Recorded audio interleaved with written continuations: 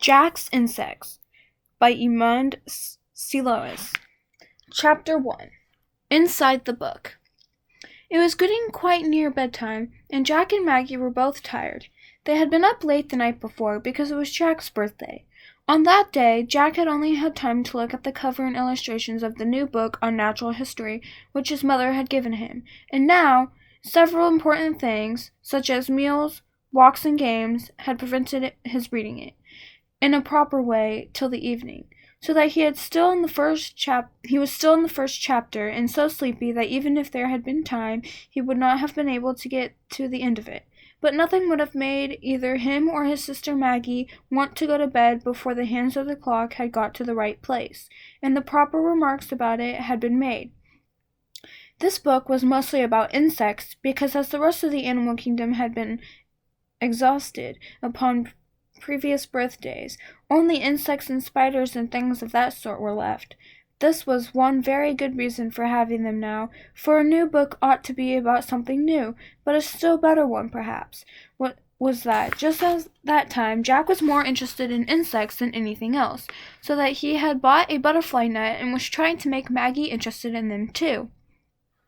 "I think you might be, Maggie," he said, "because you are very interesting, you know. Insects are."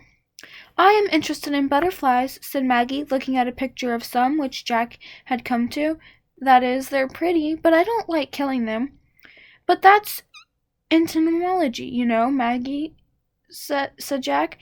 "I think it's cruelty," said Maggie, sententiously. She was a little older than her brother, but not so scientific. "No, but it isn't, Maggie, really, not in that way," Jack answered. "Just to throw one's cap at them and kill them and leave them there without making any use of them. That's cruelty, of course, but to catch them in a net properly and put them in a killing bottle without hurting them, without rubbing their wings, and then pin them out on cork with their Latin names underneath them, isn't because it's important, you know." "Important!" cried Maggie. "Oh, Jack, how can it be?" "But it is, Maggie, really, if you understood it," explained Jack, because it's entomology, you see, and that's important." "It is? Well, I don't see why I don't like it." "But it is only that you know," Jack went on. "There's studying them and arranging them by families and finding out about their habits in books, and a book like this, you know. All insects, Of course, entomology is about all insects, you know." "I should never like all insects," said Maggie. "But you would like knowing about them," persisted Jack. Entomologies, he had learnt the word in the last week and thought of it a great deal. Tremendously interesting, really. "I wish you'd read the book with me, Maggie. I'm sure if you were once to get into it—" "I wish one could get into books," said Maggie, yawning. "Why, but so you can," said Jack, yawning too, "for it makes one yawn to see someone else doing it." "Of course you can. I'm just getting into this one." "Yes, but I don't mean in that way," Maggie explained. "I mean, if you could get inside them as you go inside a room and meet the people that there are in them and find that they were real and begin to talk to them and go through the book, you know, in that way." "Oh, Maggie," said Jack, "what an idea! But it would be nice, though." "Wouldn't it?" said Maggie. "It would make reading things ever so much more interesting, even one's school books. Fancy if, instead of just reading one's history, Richard III, surnamed Crookback, you could get inside the book and meet him and see if he's had a crooked back or not, because, you know, it says somewhere else that he hadn't really, but was only short and had one shoulder higher than the other, and then after saying how he killed his nephews in the tower, it says that it's doubtful if he really did kill them. But if one were to meet him in the book, and one could ask him and find out, and—" "No, but you couldn't, Maggie," said Jack.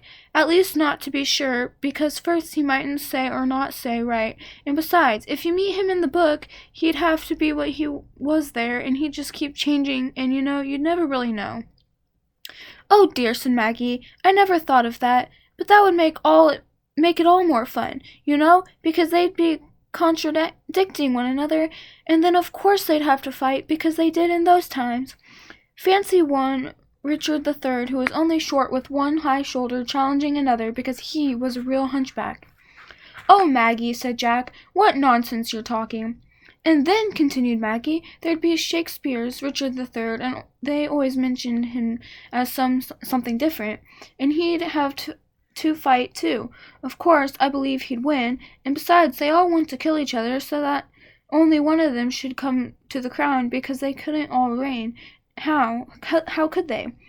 But they all do in the books, said Jack, so they'd all have to. There couldn't be a king, you know, that didn't come to the crown. Oh, well, what would make it all the more curious, said Maggie, and it would be the same with all the other ones, or nearly all of them, and the great people, too. There'd be several Cromwells and Staffords and a Charles I who was right and wrong. Then there'd be a good Henry VIII and a bad one, and one that wasn't quite good or quite bad. I believe there'd be a lot of Henry VIIIs, and two Mary Queen of Scots. Anyhow, one that killed Darnley and was wicked, and another that didn't and wasn't, and would make two Queen Elizabeths too, you know, because it wouldn't be fair if there weren't, said Jack. It would be 2 to 1, you know, only she'd behead them both.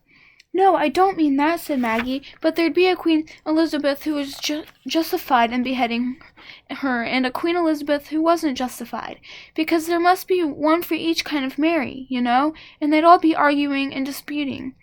I wish I could get into this book in that way, said Jack, only we never could, really, because we're too big, and it wouldn't really be nice either, because there were no real countries or places, but only paper with their names written on it. Oh, no, Jack, said Maggie eagerly. It wouldn't be like that. Why should it? You might just as well say that the people or the insects, if it was the one, would be only names written down. But if they were real, why shouldn't the places be too? And as for being too big, why, how could we get into the book at all without getting small first? Of course, if we did get small, said Jack. We'd have to, you know, said Maggie, so that settles it. And then as the things that were written about had got real, going from one page or chapter to another would be like going from one place or country to another place or country, and of course, as they would be much nearer together, it would be natural to get there ever so much quicker and without steamboats or anything.